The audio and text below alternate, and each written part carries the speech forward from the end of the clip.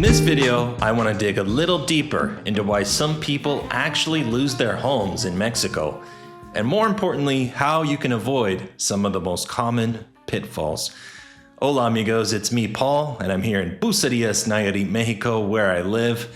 And this topic really caught my attention recently because the government of Nayarit posted seizure signs on several of our communities, including right here where we live.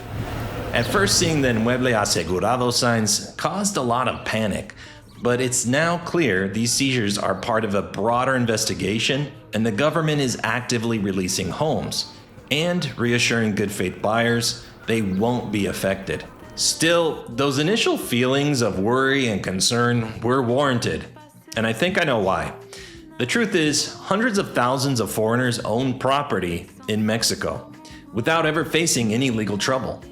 But when things do go wrong, that's what makes national headlines. And those are the headlines that stick in people's minds.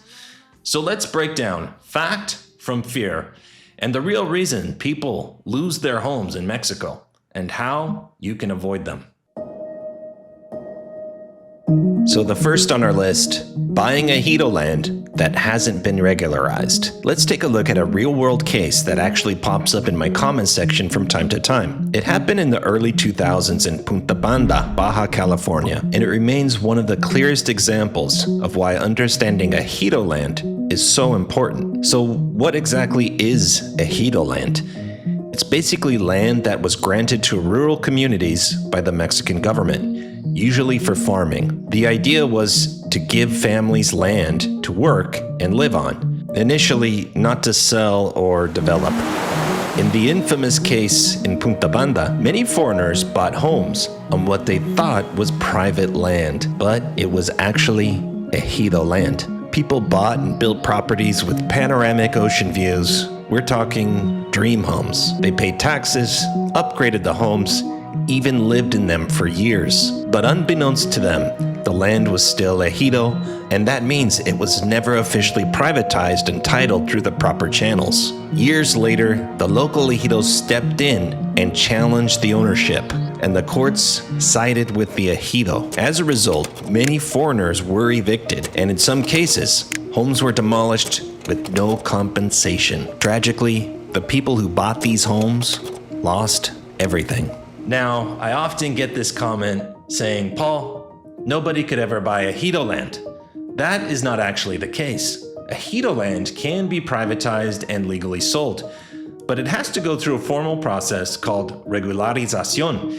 It involves multiple approvals and needs to be fully documented, but many developers and buyers have done it successfully. The key is making sure that the process has been fully completed before any purchase takes place. So if you're looking at land in Mexico, especially in rural areas, always ask, is this ejido land?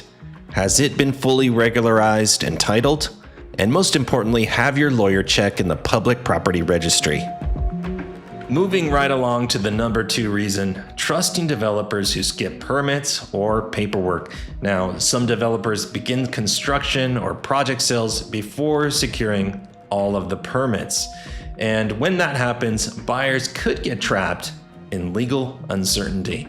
I actually have a very recent case from 2025.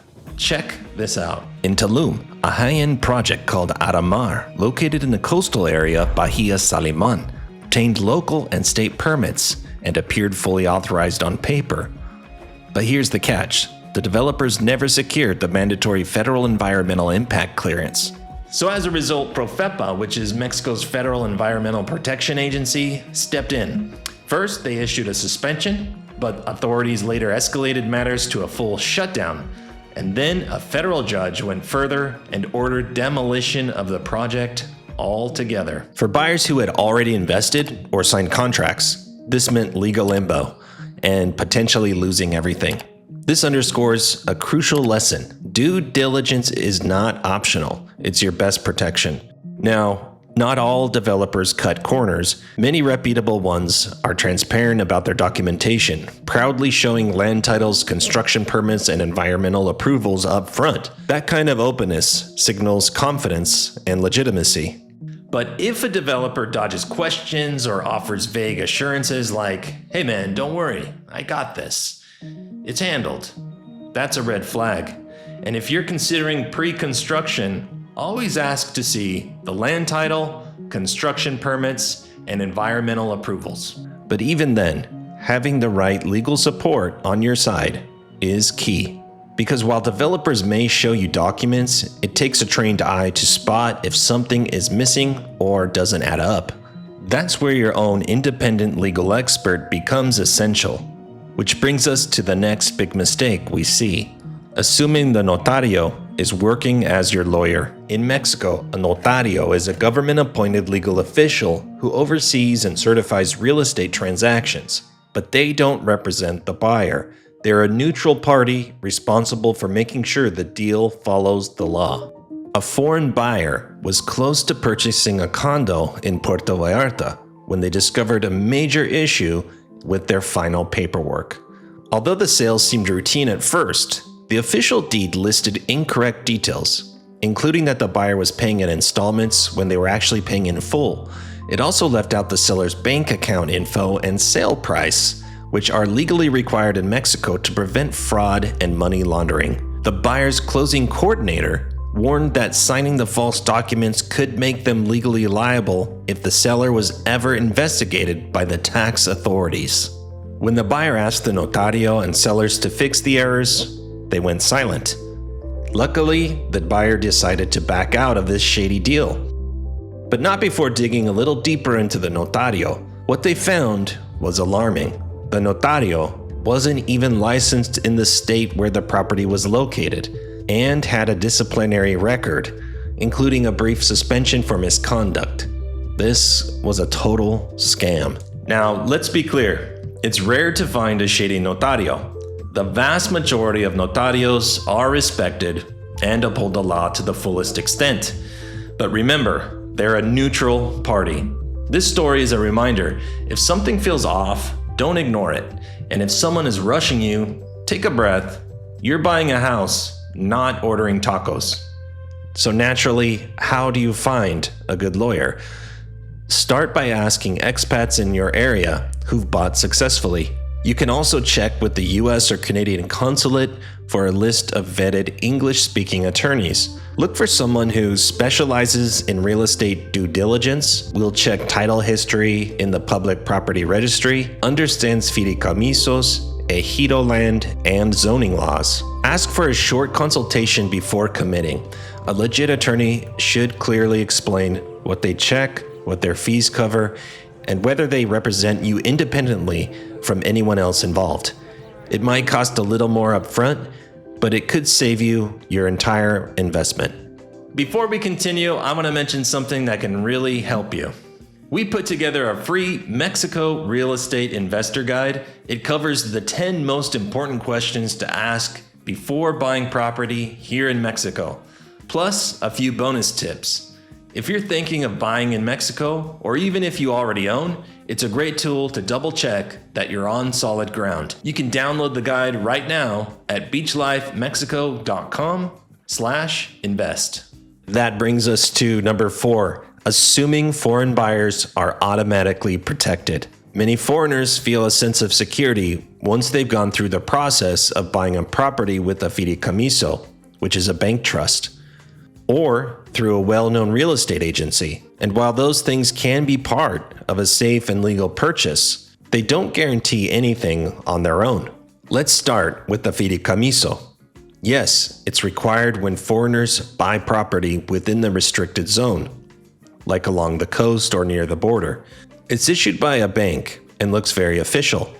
But here's the thing. The fideicomiso only reflects the transaction that was presented to the bank. If the documents used to establish the trust were flawed, for example, if the land title was never valid, or if there were legit disputes hidden in the history of the property, the fideicomiso won't protect you from that. The bank isn't going to go back and verify the entire chain of title. In other words, a fideicomiso can give you a false sense of security if you haven't done your own due diligence beforehand. Now let's talk about agencies. Reputable real estate agencies can be incredibly helpful, But keep in mind that some only act as listing agents. They might not conduct deep legal research or verify permits. Some developers even have partnerships with agencies to push pre-construction sales before all the paperwork is finished. And remember, just because something is listed on a professional-looking website doesn't mean the property is free of legal risk. There is always some risk when investing in a foreign country, but personally, my friends and family, we own homes here in Mexico, and we're happy to say we feel confident that our investment is safe. And as I mentioned in the intro, there's hundreds of thousands of foreigners who own homes here in Mexico who never experience any legal trouble. But it's the headlines from those extreme cases that stick in people's minds. This video wasn't meant to scare you away from investing in Mexico.